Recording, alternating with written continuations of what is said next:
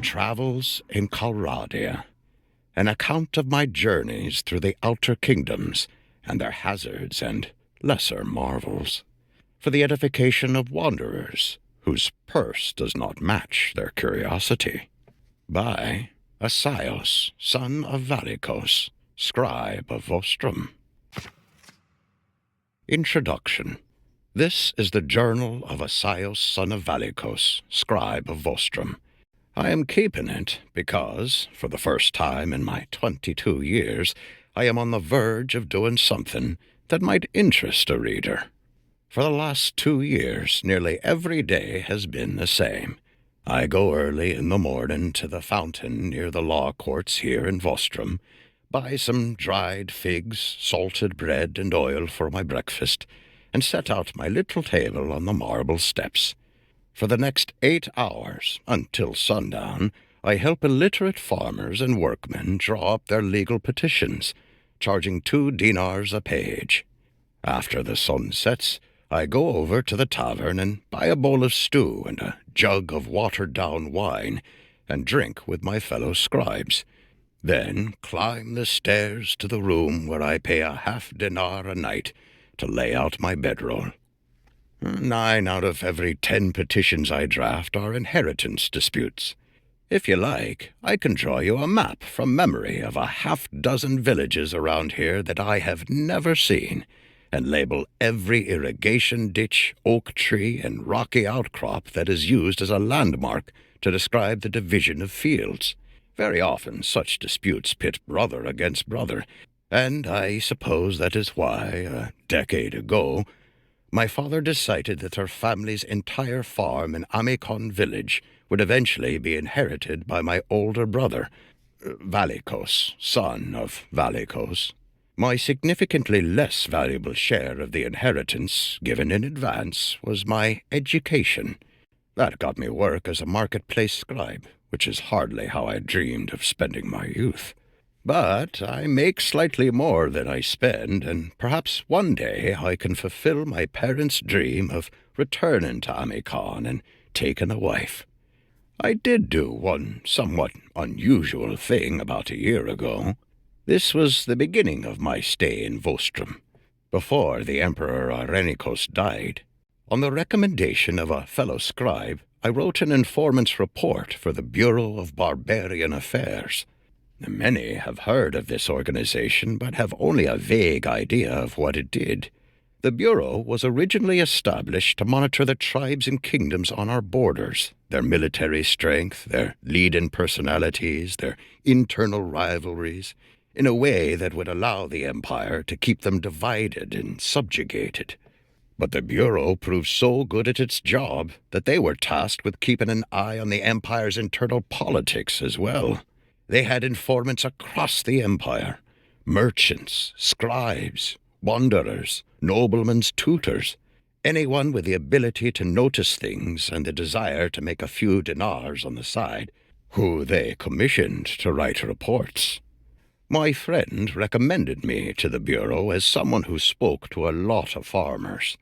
At the time, the General Garios was going about the west of the empire, loudly demanding that state land be distributed to his veterans. And the Bureau wanted to know how his demands might be received around Vostrum.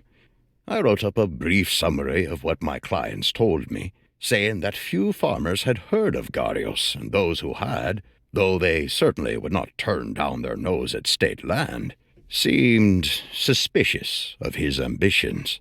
But really, I could not tell how they would react to him if they learned more. For this, I received a fee of 100 dinars, and a response from one Istiana, apparently some sort of high official in the Bureau, who thanked me for my honesty. Many correspondents, she said, would talk only to their family's tenants, and report back that all the peasants were happy and grateful to the emperor for all his blessings.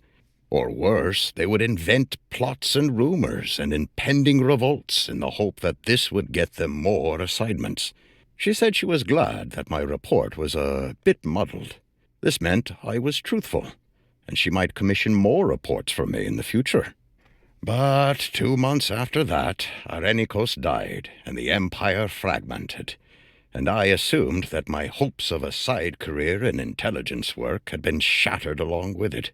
So I was surprised when, a week ago, a peddler stumbled into the tavern one evening, sat down next to me, ordered a drink, then nonchalantly passed me a scroll sealed with the Bureau's emblem, a shepherd's staff and sling. It was from Istiana. She apologized that she had not contacted me in the last year, as the Bureau had indeed ceased its normal operations, with its officials all going off to find work with one faction or the other. But she needed, for the sake of the public interest, to revive her network of informants, both in the Empire and in the Outer Kingdoms, and thus she needed an agent to go and visit them and check up on their circumstances. Should I accept this work, she wrote, I should travel first to Hassan Folk, in the Asarai Sultanate, to visit one Yathib, son of Bisr, a charcoal burner, who would await me in the inn of the Brass Key. In each town she would leave a purse of 100 dinars and instructions on where to go next. I intend to accept. I really have very little idea of her intentions, whether she backs Garios or Ragaya or Lukon or has her own schemes. But I suppose I feel that someone who likes me and who commends me on my honesty and who values my work at 100 dinars a report cannot be too evil. Travel is dangerous, but she assured me that she thinks I will be able to pass safely from realm to realm, because I am good at being overlooked. I suppose I should put that skill to use. I shall keep this journal with me. It's a dangerous thing for a spy to have, but when I go back to my safe life, hopefully a richer man than before, I shall want to remember this journey. Early spring, Vostrom to Hassan Folk. I set off from Vostrom a week ago. The first leg of the journey to Danustica was uneventful enough. These southern lands are beautiful in the springtime, when wild mustard flowers bloom on the hillsides and villagers hawk fresh honeycomb. The best thing about travel is the chance to buy local specialties that I could never afford inside the city. I saw the usual travelers on the road and passed a caravan or two, but few troops, and heard few rumors of bandits or looters. When I passed Danustica and entered the Chaldea wetlands, there was no one at all. I have never enjoyed crossing the Chaldea. I feel so exposed on those spits of dry open ground between the lagoons, with nowhere to run if robbers come at you, and was hoping to stick close to an Imperial or a Sarai patrol, but there were none. No robbers either. Plenty of mosquitoes, but I had bought some sweetgrass from a Huzite peddler near Danustica and crushed it to rub it on myself, and so they did not bother me. I could also see flocks of flamingos wading in the lagoons, much closer to the road than usual, due, no doubt, to the absence of traffic. My approach once caused several hundred to take to the air at the same time, which was quite spectacular. I found out why the Chaldea was so empty when I reached the Asarai frontier. The Asarai Sultan, Unkid, had little taste for war, but many of his emirs harbored grudges against the empire, dating back to the Calradian occupation of the Nahassa, and sometimes he let them take a slap at the imperial rump. Anyway, the Asarai, they had raided Policia, and Ragaya's Imperials, led by the Archon Oros Mestrakaros, had hit back hard. I could see pillars of smoke from Tamna and Shibal Zumar, and when I reached Hassan Folk, I found it under siege. All the bandits chased from the Chaldea were lurking just beyond the Imperial watchfires, so I found an Imperial picket and bribed him to let me slip into their siege camp and stay with his tent mates. Attis was the picket's name. He was an archer. He and his 5 comrades were good company at first. They took my money, but shared their rations and their tent. Mostly I played tablet with them for half-dinar stakes. They mocked each other constantly. I was told that one of them used snot to wax his bowstring, apparently because he picked his nose from time to time. And they said Otis got terrible farts from cheese that stank up the tent. And so, if they were out foraging, none of them would ever loot cheese, because their code obliged them to share it with him. I felt they were at the same time trying to make me feel comfortable and also show off to me how strong their brotherhood was. But then the conversation turned dark. They had plans for what they would do when Hassenfolk fell, and it involved a great deal of murder, torture, and atrocity. They had marched out of the Empire as a squad of 8, but 2 who strayed away from the main group while looting Tamnu had been ambushed by villagers, and their bodies were found with nose and tongue cut out. My 6 new friends, out of loyalty and love for their comrades, intended to make a group of entirely unrelated townspeople pay. Anyway, I do not believe they had their chance to wreak vengeance on Hassenfolk. The second morning after my arrival, the camp suddenly erupted into activity. An Asarai relieving army had been sighted on the slopes above. It was big, and the Archon Oros decided to lift the siege. Otis and his companions packed up their gear and joined the muster. They told me to take care of myself. I waited a short while, and then, noticing that Hassenfolk had thrown open its gates so that the besieged could go out and gather food and fodder, I made a dash for the town. Once I was inside, I made for the Inn of the Brass Key, where the tavern keeper had broken out a cask of the local beer to celebrate the break-in of the siege. About 2 hours later, a rather ragged-looking man approached me and told me he was Yatheb. He was, as Istiana said, a charcoal burner. He downed a mug of the beer, a slight sweet brew made from mashed dates, then opened up with a gush of information, mostly troop numbers and the state of preparedness of various Asarai castles, which I wrote down for him to send to Istiana. He was illiterate. I remarked that he seemed a very thorough agent for a charcoal burner, which I suppose was condescending, but he did not take offense. Next to servants and prostitutes, Yatheb said proudly, charcoal burners are the very best of informants.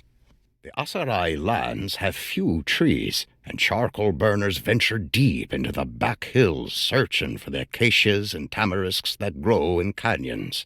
Because they are so vulnerable to robbers and wild animals, they form a tight-knit brotherhood to pass on information to each other. Yatheb told me that Istiana instructed me to proceed to the house of one Safan ibn Nasu in Hubyar, which I will do. He says that Ibn Nasu is a merchant and a well-regarded patron of Hubyar's poets and entertainers, and that his house is a center of gossip, which makes the man a splendid informant. If I survive the journey, I should at least look forward to a well-set table and interesting conversation. Mid-spring, Hassenfolk to Hubyar.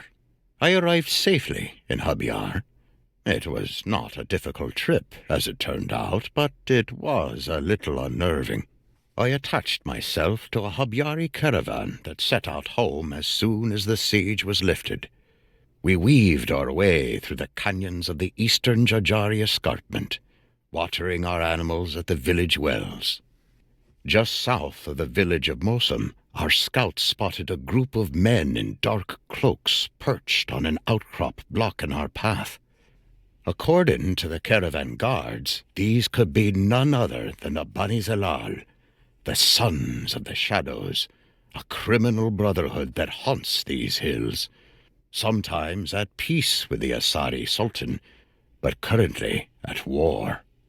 Our caravan leader ordered us to backtrack, but the Bani Zelal pursued. We fled, jogging alongside the camels. holding onto their halters for that little extra speed, trying to keep up a good pace without exhausting ourselves. A wind kicked up a dust storm, and at first we hoped they'd lose sight of us. But between gusts we could see those relentless dark figures coming ever closer. Just when it seemed that we were on the edge of exhaustion and could run no more, we heard shouts ahead of us. It was the Emir Tais al-Kildi returning from Hassan Folk. The Bani Zalal fled rather than face his grim Mamluk horsemen.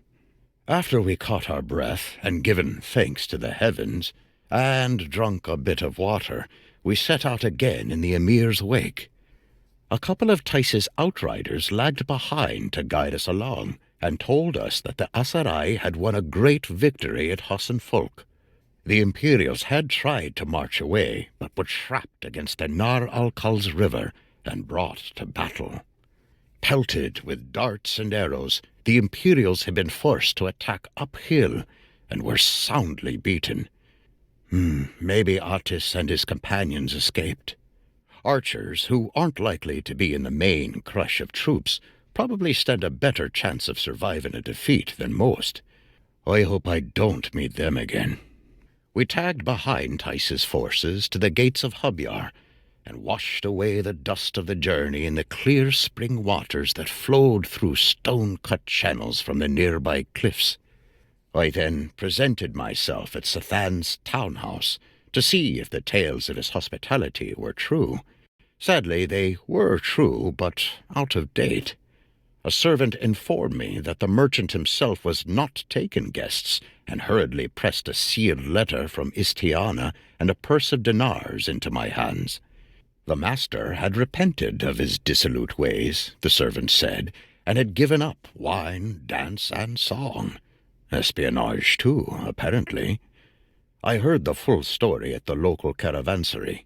Apparently, one of Sathan's guests had composed a verse mocking the notoriously ill-humored Al-Kildi clan for failing to prevent their daughters from slipping away to spend time with the young men of more fun-loving noble families. Word got out to the Kildis, and they sent soldiers to smash Sathan's wine vessels, beat his dinner guests, and let him know that he'd better get used to a more austere lifestyle. I wrote to Istiana that she may wish to find herself a new informant in Hubyar. I found an inn and tempered my disappointment with a bowl of the local soup, poached eggs, and a mutton broth with copious amounts of fenugreek, vigorously boiled in huge cauldrons so that huge green bubbles of herby froth kept erupting to the surface. Istiana tells me that I will travel next to Kuyaz. She says I will be hosted there by Las Al-Khani, a well-esteemed physician. He is a learned and intelligent man, though a poor host.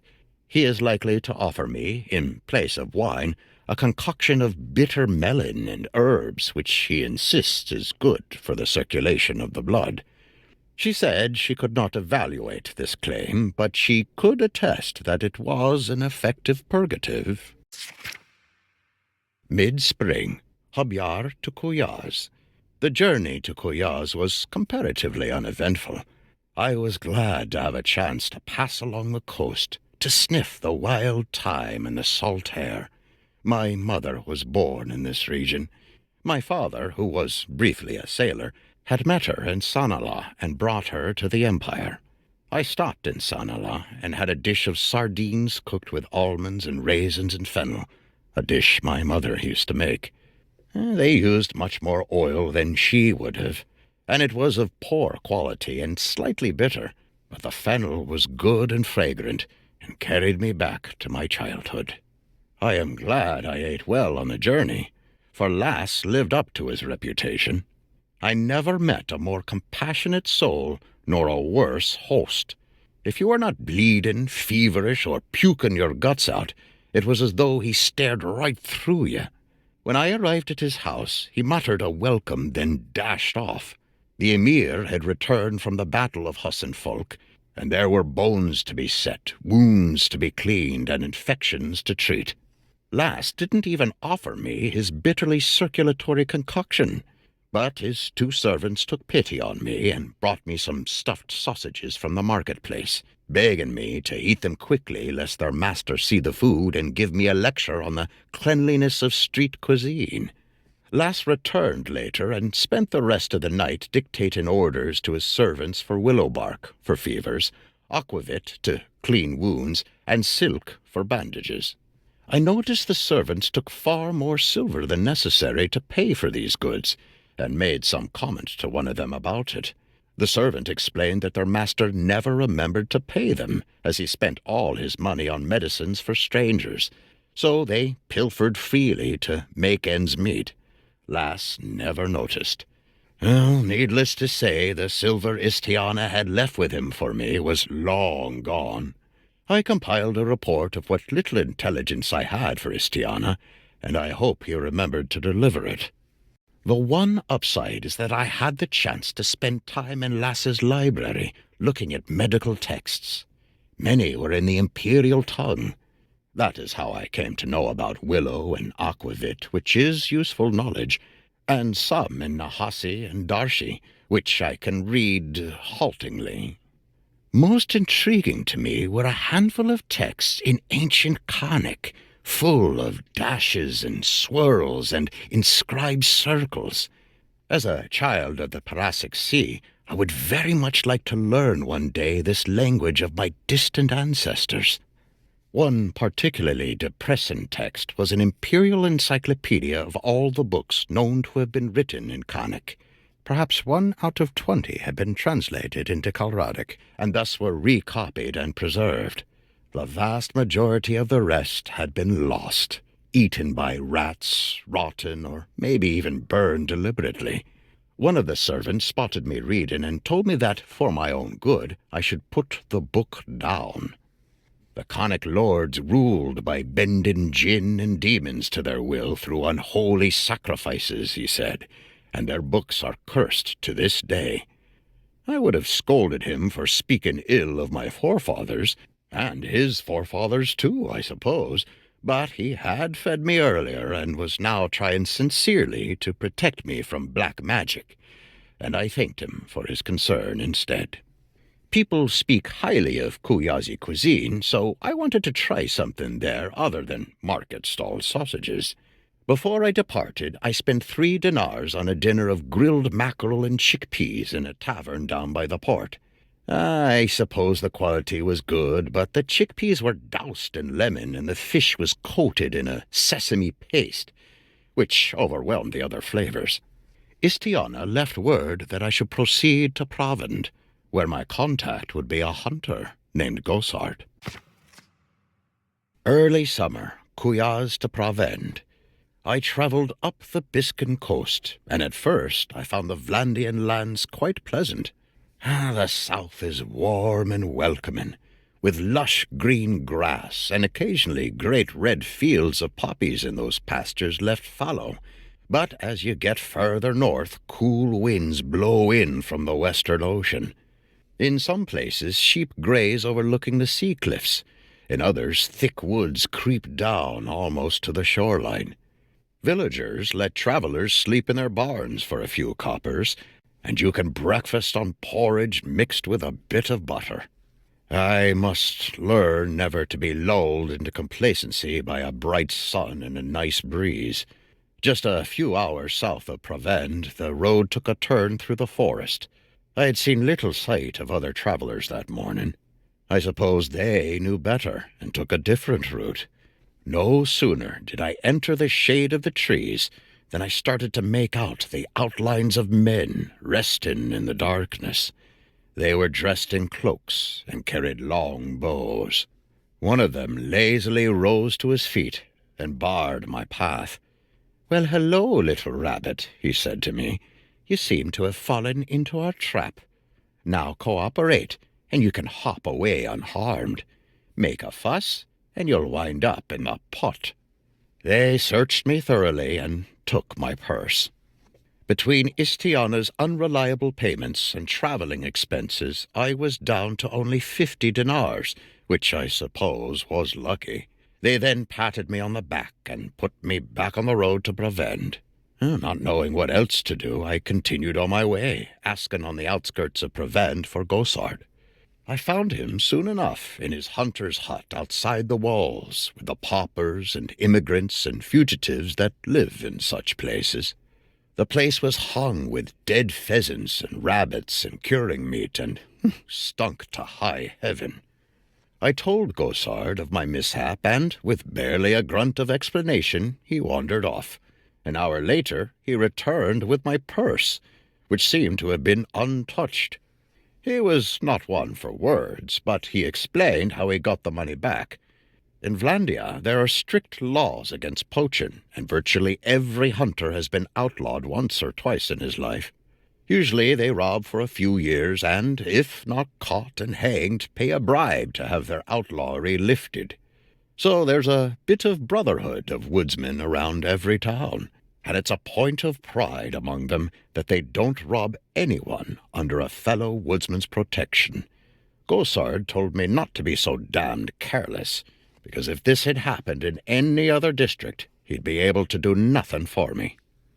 I had imagined that Prevent was still old Imperial Paravanos, the shining city we heard about in folk tales and songs. But it takes only a few generations to transform a place, I suppose. You can still see the foundations of the old imperial walls, but atop the Vlandians have built battlements of timber. There are no forums, nor plazas, no marble. The houses are close together, and the passages between them are dank and smell of moss and animal urine. Still, the defences look to be in good repair, the towers well stocked with all manner of dart and stone-throwing engines. Gosard had 200 dinars for me, so Istiana still owes me 400. But, to be honest, I'm happy not carrying around much coin. Most of my silver is now sewn into a set of hunter's skins I bought from Gosard. Everything chafes and itches, but I hope I look like a less tempting robin target than before. Summer solstice, Prevent to Revolt. I arrived in Revolt. The north has a wild reputation, but my trip was peaceful enough.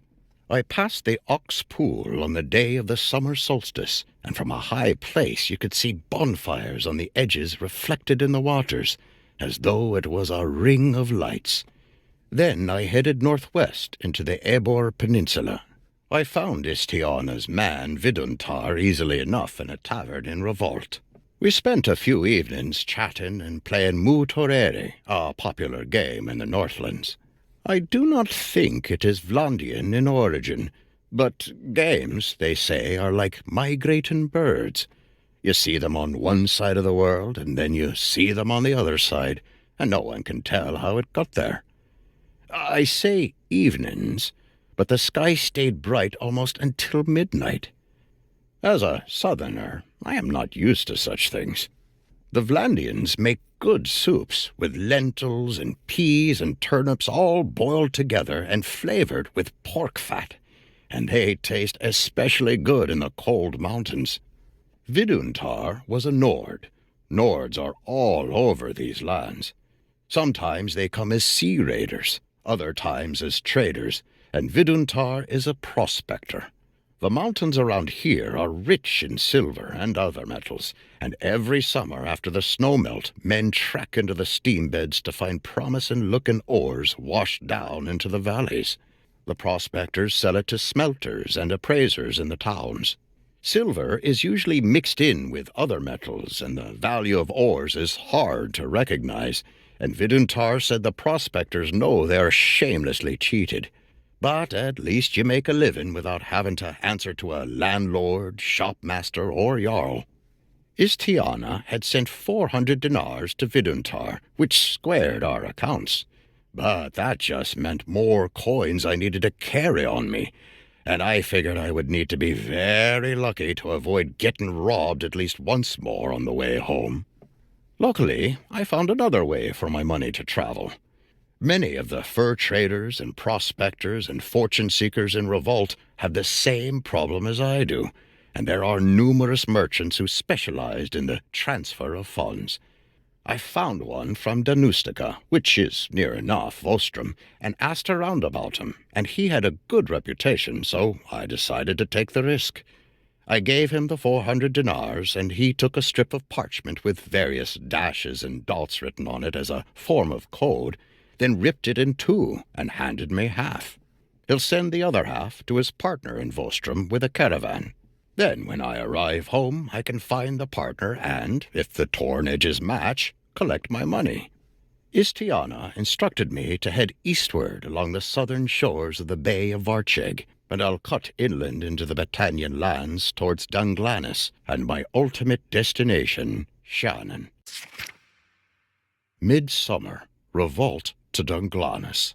I am now in Dunglanis. I left Revolt with a group of companions that I had met in the inn, as we thought we would be safer traveling in a group. I had heard rumors in Revolt that the Vlandians were planning war against Sturgia. The Vlandians blamed the Sturgian prince for sheltering sea raiders that had recently ravaged their coasts, and there are leftover grudges from the Battle of Pendraic, so the two realms never lack pretexts to go to war with each other. On the second night of our journey, when we had come down from the Ebor foothills into the salt spray meadows of the northern coast, we spotted the watchfires of the Vlandian army, and, across a wide glen, another set of campfires that could only be the Sturgians. The next morning, we watched from a hillside as the two armies moved into position. The Sturgians were almost all infantry, and lumbered directly at the Vlandians behind their huge circular shields. We saw the Vlandian knights line up, and, knowing their indomitable reputation, I assumed they would roll right into the Sturgian foot. But even the best riders are wary of disciplined spearmen, I suppose, and so they maneuvered here and there, trying to get the Sturgians to break up their shield wall, while the crossbowmen peppered the Sturgians with bolts. There were only a handful of Sturgian-mounted druzhina present, and mostly they were held in reserve. But after nearly an hour of feints and counter-feints, they dashed out from behind the Sturgian left flank to engage and delay a group of knights so that the foot troops could bring them to battle.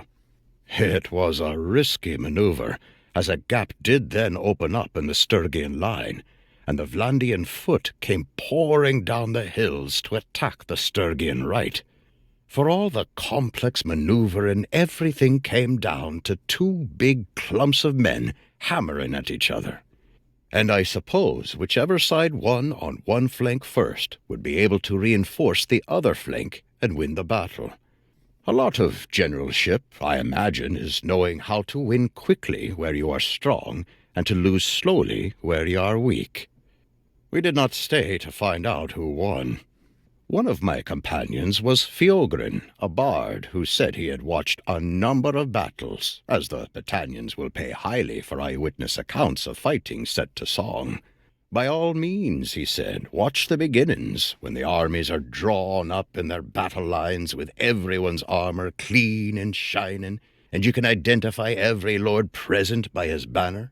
But don't stay for the end, when everyone is running this way and that, bloodied and maddened and slashing at anything that moves, and the looters are moving down from the hills to defile the slain. That, he said, you can improvise. So we returned to our journey. From here we turned southwest, climbing the long rocky slopes of the Uchalian Plateau, the last refuge of the Battanians. Fiogrin was very talkative on the journey.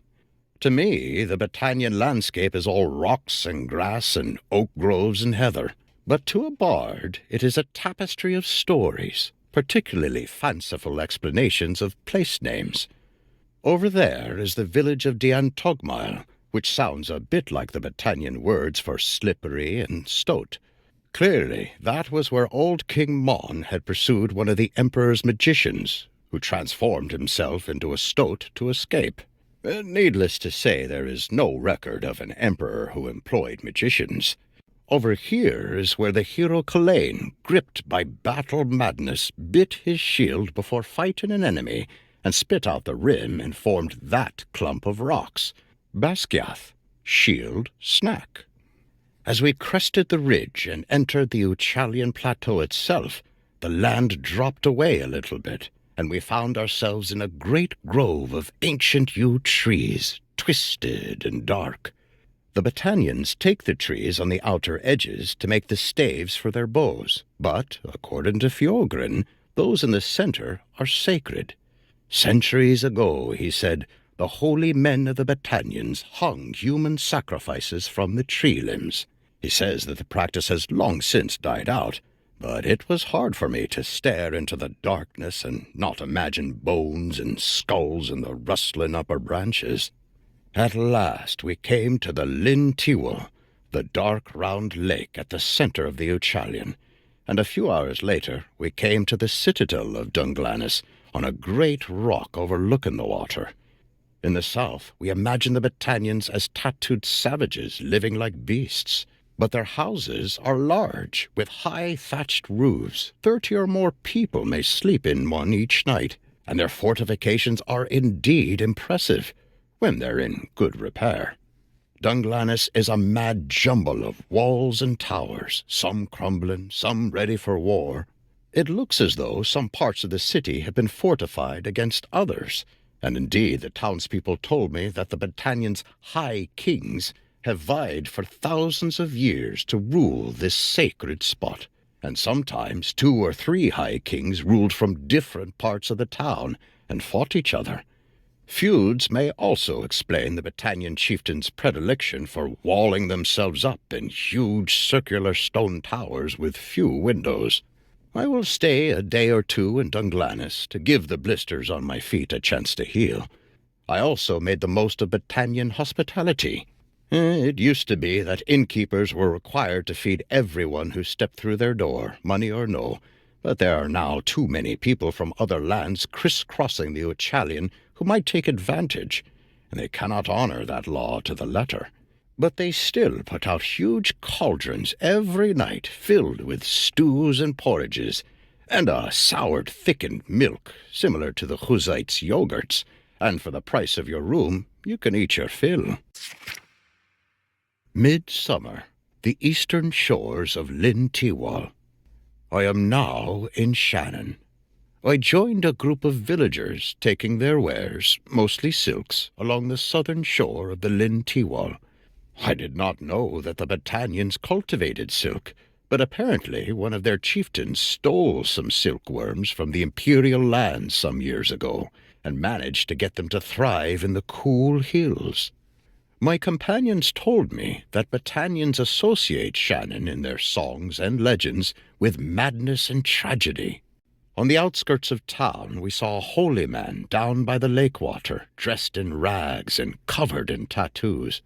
The travelers said that he drinks nothing but water from the sacred lake, which allows him to speak with ancestors who have passed into the other world.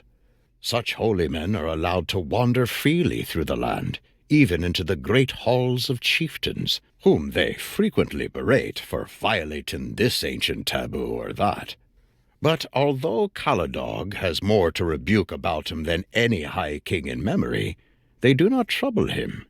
He goes down to the water and speaks at length with them, convincing them of his great mission to reclaim Calradia for the Battanians, as though he were the second coming of King Mon himself. Istiania's agent in Shannon, Tassail, is one of the few Battanians not under Caladog's spell.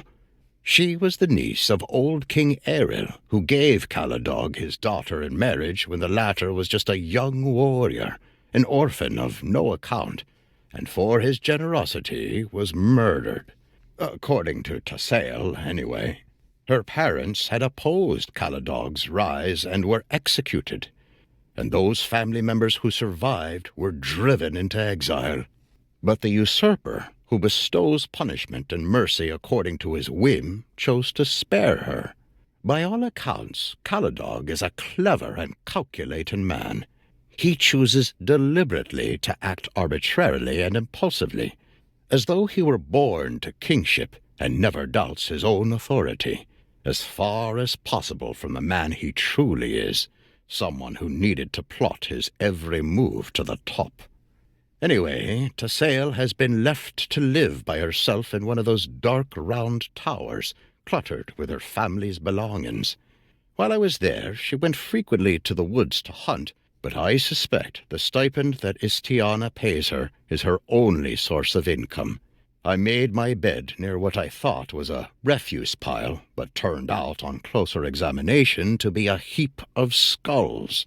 She told me proudly that this was her family's collection of trophies, collected over hundreds of years of battles and duels.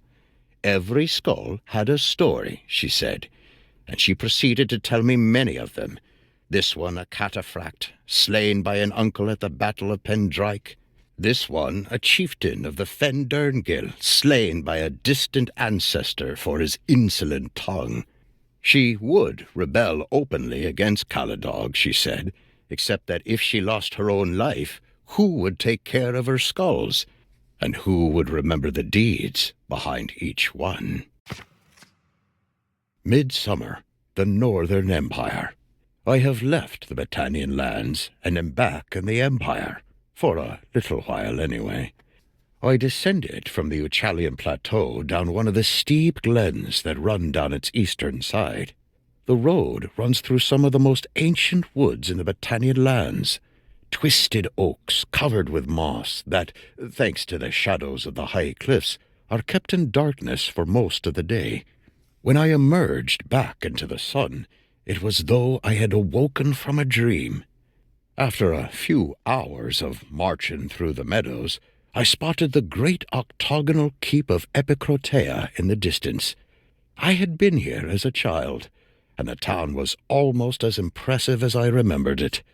The gate, the basilica, the obelisk towering over a clean and orderly marketplace. The Argyros family, which holds the archonship of the town, takes its responsibility to guard the northern borders seriously, and part of their task is to maintain their town in such a way that a foreigner's first glimpse of imperial power is suitably overawing.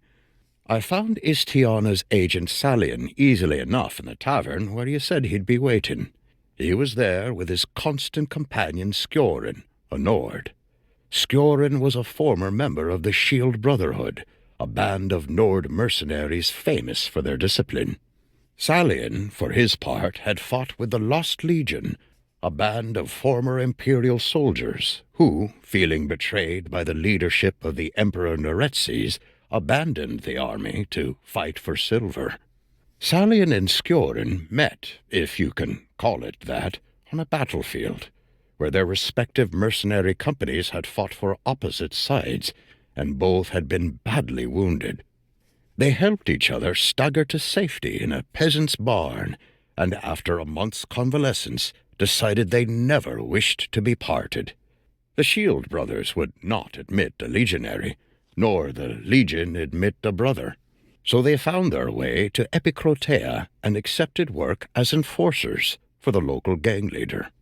They were not cruel men, and seemed to see the breaking of debtors' legs as an unpleasant task of last resort, rather than a perk of the job.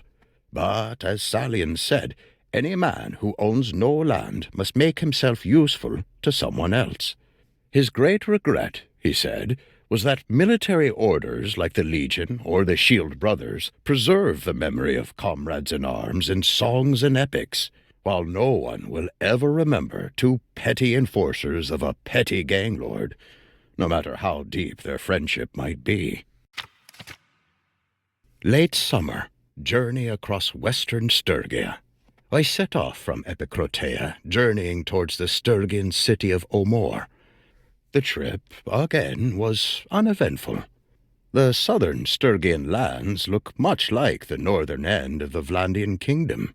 Omor's fortifications were nearly as impressive as those of Epicrotea, and its buildings, though mostly wood, were lofty like tall peaked roofs. In the south we tell tales of the Sturgians as though they were half-wild man-bears, cousins to the wolfish Battanians, obsessed with war. When I entered the gates, I saw the Boyar Oleg ride by, and he really was an image out of a southerner's nightmares. all bearskins and metal and beard, and a great scowl on his face. But the townspeople all look and dress much like imperial citizens, save for the fur-lined hats. They are not so much in love with war as commerce, specifically commerce in furs. Everywhere I looked, bearded men and fierce-looking women were counting pelts, inspecting pelts, weighing pelts, and bundling pelts onto caravans. There are no ancient lineages up here. Even the haughtiest boyar remembers that, no more than a few generations back, his family was not much richer than anyone else, and it is fur that transformed this land from quiet woods into the thriving realm it is today. Istiania's agent Zorgon was a merchant here. He was very curious about my travels, especially about prices and availability of goods. He spoke mostly about politics. His outlook and prejudices reminded me of my own father. When things went wrong in a kingdom, it was always because the prince, hungry either for power or the adulation of the mob, had refused to listen to the wise old men. Zorgan's family was from a leading family that had sat on the Vietcha, the town council. Ragnvald's father had dismissed them, threatening to hang them for treason when they balked at paying for a war. In the old days, he said, anyone could summon the Vietcha just by ringing a great bell in the marketplace. Ragnvald's father had melted down the bell and used it to make bronzed helmets for his Druzhina bodyguard. Zorgan was a great admirer of Olek. Olek, he said, was leading resistance in the Sturgian Council of Boyars to a law that would allow Ragnvald to hire one of the mercenary bands of the north, possibly the Shield Brothers, and place them under royal protection. This would give him troops that would rally to his banner more quickly and readily than the boyars, without needing to raise taxes. But Zorgan griped that this would mean that foreigners would go strutting around the realm as though they were boyars. He said that some boyars who licked Ragnvald's boots would back the law, but men like Olek, who recognized that Sturgians had pride, would never stand for this. This, too, was like my father. When it was the Archon against the local landowners, then the Archon was a bumbling, warmongering, nose-in-the-air spendthrift aristocrat, ignorant of crop prices and the cost of hired labor, and thus unworthy of wielding any authority. If it was the Archons against the Emperor, then they were the last defenders of ancient freedoms. Late summer. Journey through the Sturgian woodlands. As per Istiana's instructions, I set off from Omor a week ago, and am now in Sibir. Olek had recently swept the route of bandits, and thus it was safe to travel alone. High summer is a glorious time in which to travel the woods of the north. In the weeks before the harvest, with the grain growing high, the farmers put aside their day-to-day tasks to forage the wealth of the forest. In the villages where I stopped for the night, I ate honeycomb, mushrooms, berries, and dried venison bought from roadside hawkers, washed down with dark beer made from rye bread. From time to time I caught a glimpse of fires burning in the woods off the trail. Villagers told me these were the forest people, who called themselves the Vaken, burning down a swath of woods and sowing their crops. They say that the cleared land gives great yields at first, and a Vaken must work less than a Sturgian to feed himself and his family. But it is quickly exhausted, and so the Vaken must move about from place to place. Istiana's man Arto in Sibir, himself half Vaken, told me a bit about his people. No one could say whether they came to this land first or the Sturgians. For as long as anyone could remember, he says, the two people have intermingled. Sometimes they trade, sometimes they fight, much in the same way the Asarai live side by side with the Bedouin of the desert.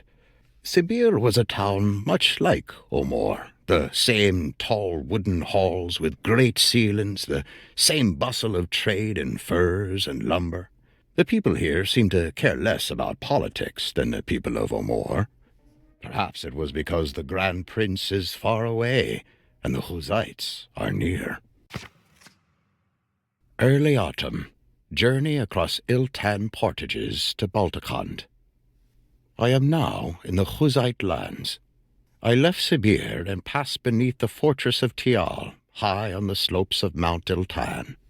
Then I headed over the Iltan portages, which are to the north what the Chaldea is to the south, a route by which ships transit from the outer ocean to Calradia's eastern rivers and lakes, hauled over narrow bridges of land and floated through lagoons. I saw several Sturgian longboats being pulled toward the Karakhaz River by teams of laborers. Some of them, I am told, were prisoners.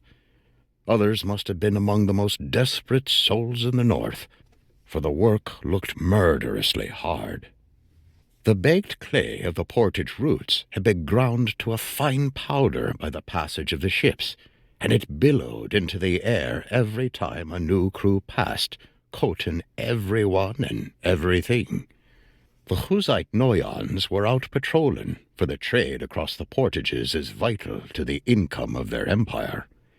They also treasure the horses of Tial, bigger than their own steppe ponies, and almost as hardy, and encourage their import. So I made a relatively safe trip to Balticond. The town lies in the rocky foothills on the edges of the Hussite domain. Beyond, I believe, lies only steppe land. The people of Balticond speak the same language as the Hussites, but, I was told, abandoned their nomadic ways many centuries ago. The Hussites, for their part, are still nomads at heart, despite ruling these lands for 2 generations. Everywhere in the city I could see the circular tents of the Hussite overlords, which are called gers. There were gers outside the walls, gers inside the walls, and the biggest ger of all on the top of the citadel, like a great dome.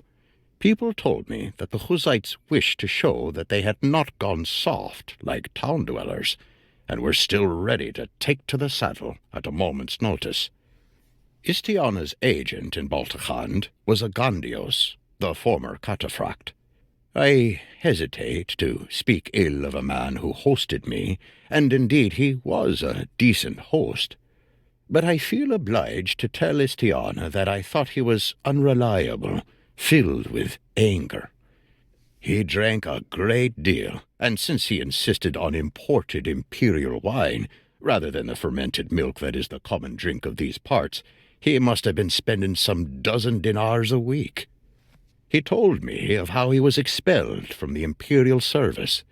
It was a muddled account, but it seemed to me that Agandios was sent to parley with some Battanian chieftain to negotiate an end to a border feud. And, seeing as this chieftain had treacherously slain some of his comrades in the past, Agandios ambushed and killed him in turn. The senator was ready to hand Agandios over to the Battanians to be flayed alive as the price of peace, but Agandios was warned by sympathizers and fled into exile. That was some years ago, and he has since gone to seed. Apart from what Istiana pays him, I think he makes his living fighting at the arena on the off days, where the merchants throw him a few dinars to be trounced by the local Hussite champions, so they can sell watered-down drinks to an undiscriminating morning audience. I doubt he is in shape to participate in any actual tournaments, and he did not mention them. It was unpleasant sitting with him, drinking his expensive wine, knowing that my agreement with Istiana obliged me to file a report that would probably ensure that he would never again be able to afford it, and that if he knew what I would write, his kindness would turn to rage. Early autumn, Balticond to Odach. The trip from Balticond across the Devseg Plateau went well. This time I traveled alongside Istiana's agent Aton. Her people, the Karakergit, are still nomads. I met her near her tribe's summer encampment on the outskirts of Balticond. They spend the war months in the north, on the higher mountain slopes where the grass is thick and lush. Fortuitously, their migration route south to their winter grazing grounds took me to my next destination, Odach. Like many Carriget women, she carried a bow, saber, and lasso, and took her turn riding patrol around the herds of sheep and horses. She told me that it takes a half-dozen riders to safely move a herd, and that her people were constantly short of manpower. In the old days, when the Karakergits were only one of many tribes living the nomadic life, it was easy for her people to find wives and husbands. But today, few other clans are willing to send their children to live the hard life out on the grasslands. To make matters worse, she said, it is next to impossible to prevent the herds from straying onto ever-expanding farmland, which means that the Karakergits were constantly engaged in small battles with one village or another. Aten said that in the old days a Karakergit maiden would not marry a man until he had slain his first enemy. Today, she said, she'd settle for a man who'd merely wounded someone, although she knew it would be a rocky marriage, as she had killed 2 of Con Monchog's men in a skirmish, and husbands often become quarrelsome and turn to drink when married to a more accomplished wife. The Karakergit often stopped alongside the road to trade with passing farmers and other travelers. The further south we went, I noticed the nomads had more and more difficulty speaking with travelers in their own language, and the more they were forced to rely upon an argot, the trade language of the steppes, a mixture of simple Huzite, Imperial, and Darshi words mixed with expansive hand gestures. The Devseg Plateau is a jumble of people, waves upon waves coming in from the great grasslands to the east before breaking on these shores. Some were fleeing enemies and found refuge in the high mountain valleys. Others were seeking some stability and chose to live in the well-watered lowlands, paying whatever tribute they needed to Khan, Emperor, or Padishah to be left in peace. The only complaint I had about the trip were the meals. I have never eaten so much meat. In Vostrom, we relish the food sold by Huzite street vendors, those chunks of mutton cooked over open coals, or those bits of very salty eggplant soaked in mustard oil. But it's one thing to eat fatty mutton as a splurge, and another thing to eat it day in and day out. The eggplant is a Darshi dish, apparently. Whenever I had time near a village, and that village had no ongoing feud with the nomads, I tried to pick up a few extra loaves of bread. There was nothing to dip it in except fat rendered from a sheep's tail. Finally, I managed to buy some sort of syrup made from pomegranates, which was better, but still I would have killed for a vial of cheap imperial olive oil. At the end of our journey, we celebrated with melons bought from some farmers from the Kohirohini foothills. They were delicious, and I wish I had known they were available when we set out. Atun was good company. I asked her why the Karakergit did not abandon the steppe life and pledge fealty to Khan Monchog, who was always in need of warriors, and would honor them and grant them lands of their own, so they didn't need to fight their way across the Devseg every year to use their traditional pastures. She gestured up at the blue sky above us where an eagle was circling. Should he burrow like a rabbit? She asked. This was what they thought about farming. The Karakergit's pride makes them insufferable to the other Huzite clans. Many a proud Noyan has returned from Monchog's wars on a great imperial war horse with gilded barding and wagons laden high with loot, only to see a skin-clad Karakergit on a scruffy pony looking at him with pity and disappointment. Early autumn, Odach to Likaron. I am writing from Likaron. I left Atun's tribe near the gates of Odach and joined an imperial caravan heading westward. It is good to be back in my homeland. When we first caught sight of the waters of Lake Tanaiasis, my heart leapt, and when I saw my first faded double-eagled banner on top of a ramshackle watchtower, I felt like weeping and kissing the ground. It was harvesting season, and the fields were full of farmers gathering in the grain, and on the hillsides they had begun the picking of grapes for wine. We spent a week travelling westward, and in every village I gorged myself. Honey cheese flat cakes for breakfast, figs for lunch, and sausages with barley malt for dinner. At last we caught sight of the Ornian Rock and Lycaron. I had never imagined that fortress town, with its towers and its sharp crags above and the vultures circling overhead, could ever look welcoming, but somehow it did.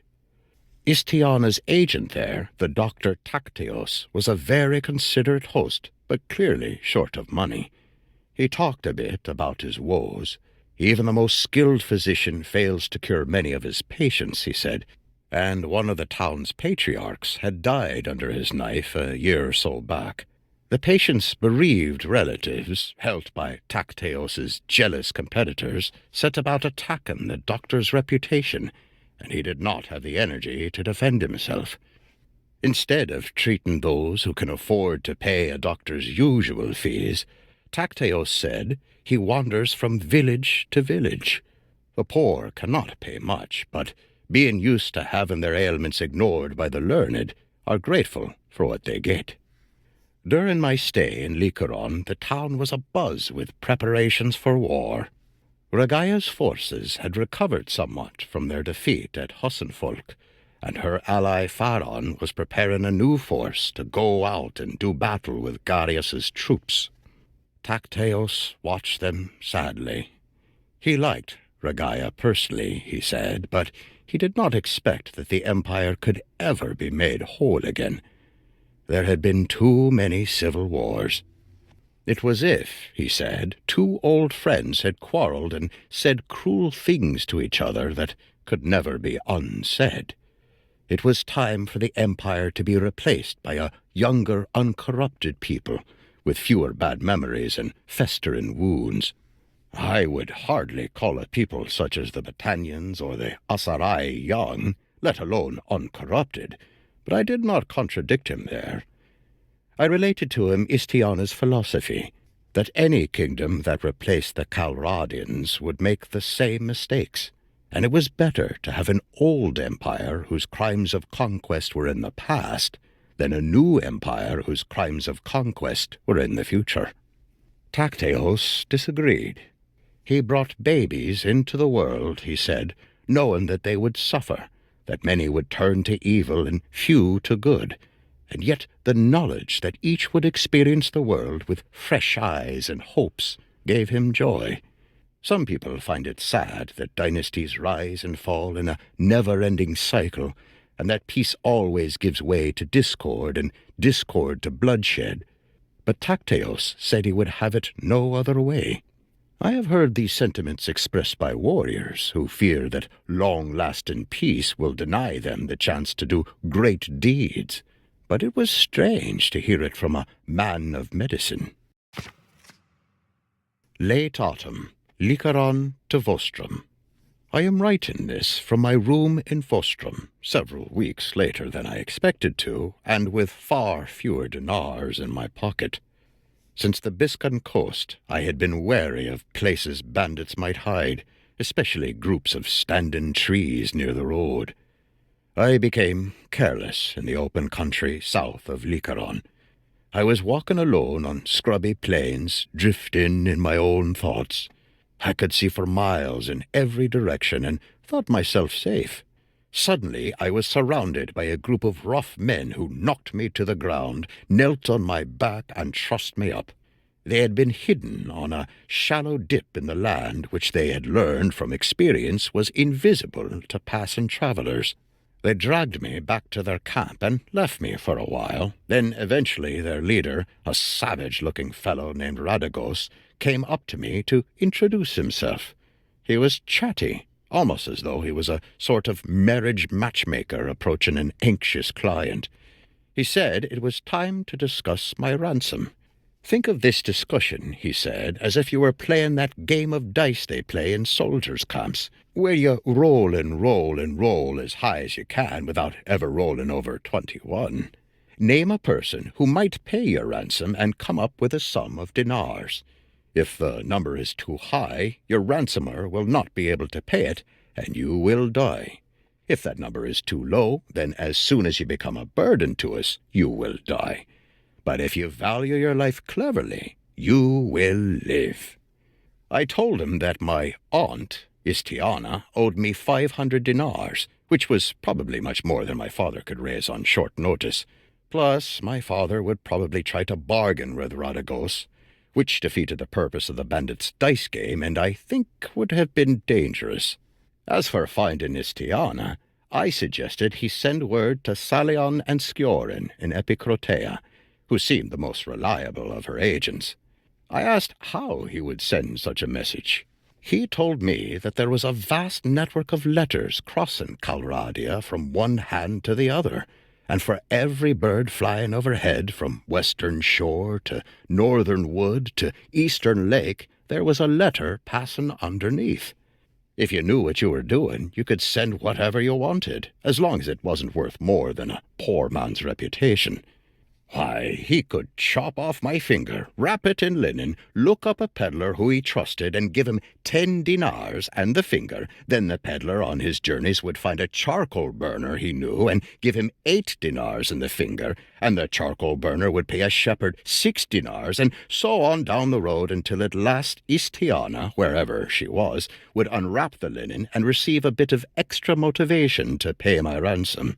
As for sending and receiving money, he could do that too, with a little extra trouble. I thought of the bit of torn parchment from revolt in my pocket. I asked Radagos how I could be sure that he would release me if Istiana paid. He told me there were 2 kinds of bandits, bloodthirsty ones and greedy ones. Bloodthirsty bandits die very quickly, if not at the hands of their victims' vengeful families, then at the hands of their own men. For it's a chancy thing to follow a man whose word cannot be trusted. I should be lucky in that I was in the hands of a greedy bandit, he said. Indeed, emperors and archons should welcome greedy bandits to their domain, for they keep away the bloodthirsty ones, and impart order to the business of extortion and abduction, the second oldest profession. He said that he suspected that honorable greedy bandits created the first kingdoms, having learned it is better to shear and milk sheep than to slaughter them. These conversations took place over a period of several days, and believe it or not, they were comforting to have, because there's a lot that rattles around your head when you are trussed up by a campfire at someone else's mercy. But then Radagos's group had to pack up and move to a new hiding place, because the local Archon Pharaon was not in fact grateful to have greedy bandits in his domain. We marched up into the hills until the dust of Pharaon's patrolling horsemen on the plain died down and hid in a canyon. And then it rained, and the canyon was flooded, and we were trapped for a few days. I suppose 500 dinars was a good price, because they gave me hot soup and blankets and kept me away from the other captives who coughed all night and shivered with fevers.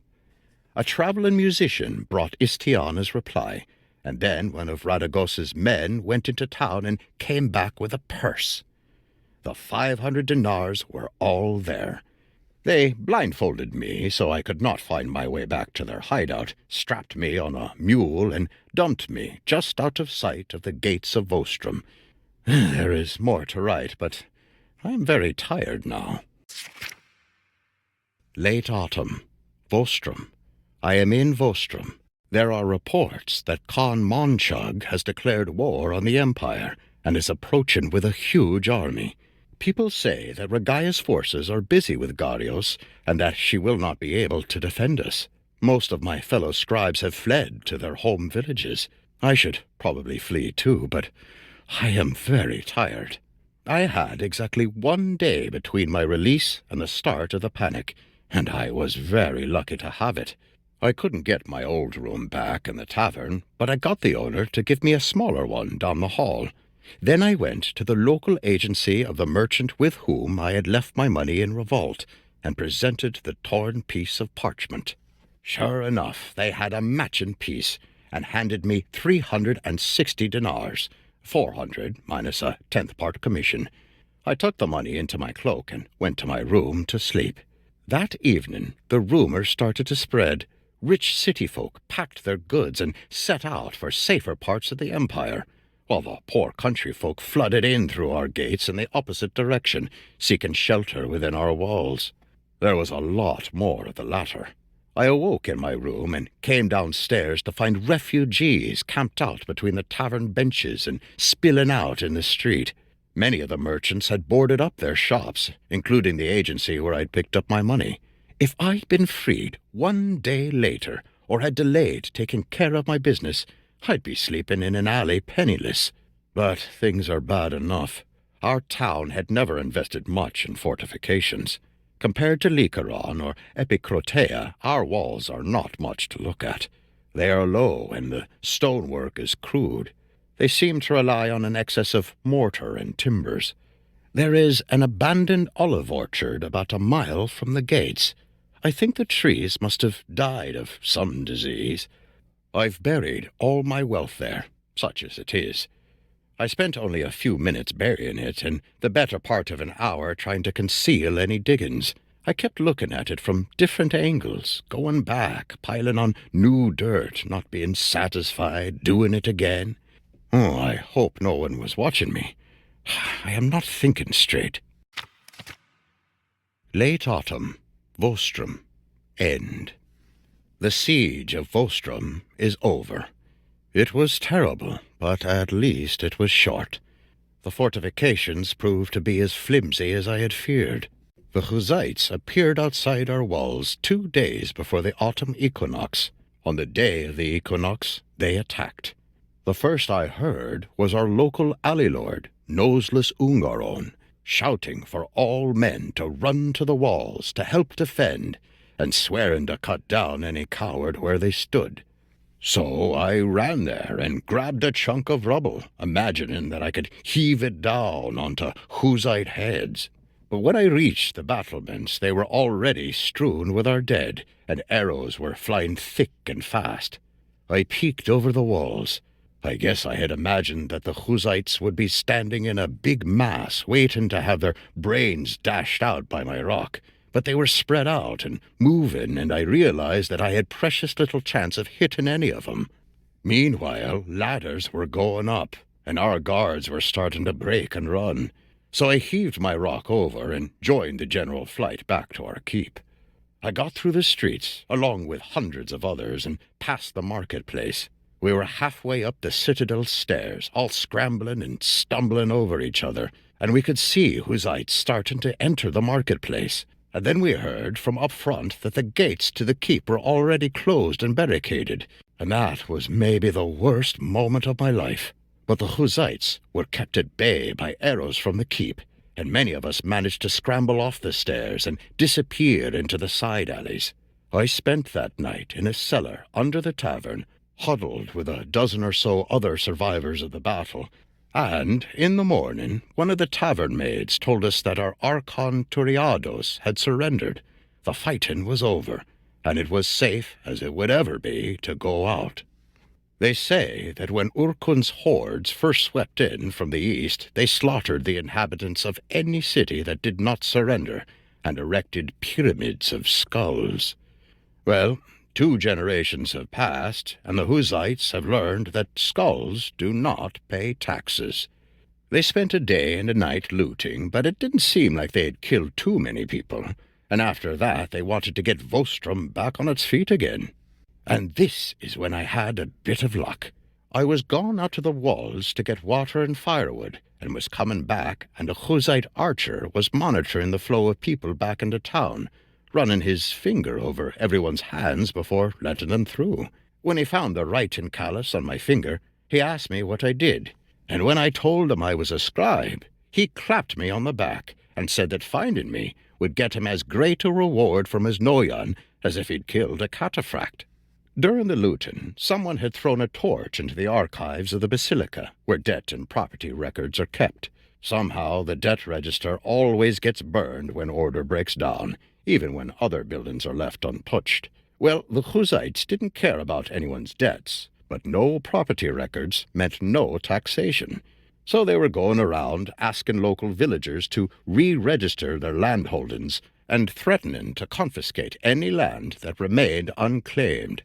They barricaded up the marketplace, plopped me down by my old fountain under guard with a set of pens and a mountain of parchment, then threw open the barricades and a huge press of farmers, artisans, and landowners surged in. They crowded around me, and from mid-morning until dusk I scribbled as quickly as I could.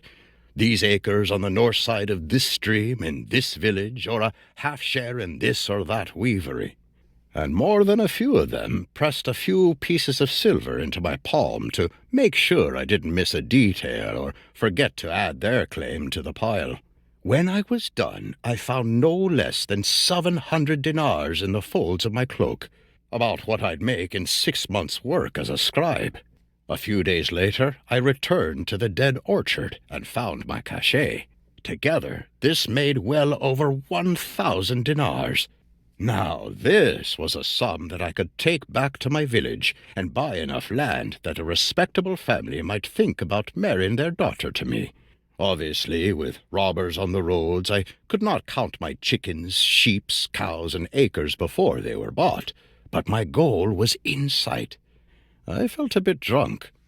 As I was walking back to Vostrom, my mind in a daze of dreams, a Hussite rider appeared on the road ahead of me. I was delighted and startled to recognize the horseman, or horsewoman, I should say, for it was Atun. "Did the eagle get a taste for burrowing?" I shouted. "Are you fighting for the Khan now?" She looked glad to see me, and told me even eagles get tired of hearing everyone in their clan gush and admire someone else's imperial loot, and may desire some of their own. We chatted a bit about our journeys, and she told me a bit about the bickering of the victorious Noyons as to who should receive Vostrom. Then I did something rash. I told her that I had managed to save a bit of money, and asked her if she would consider marrying me.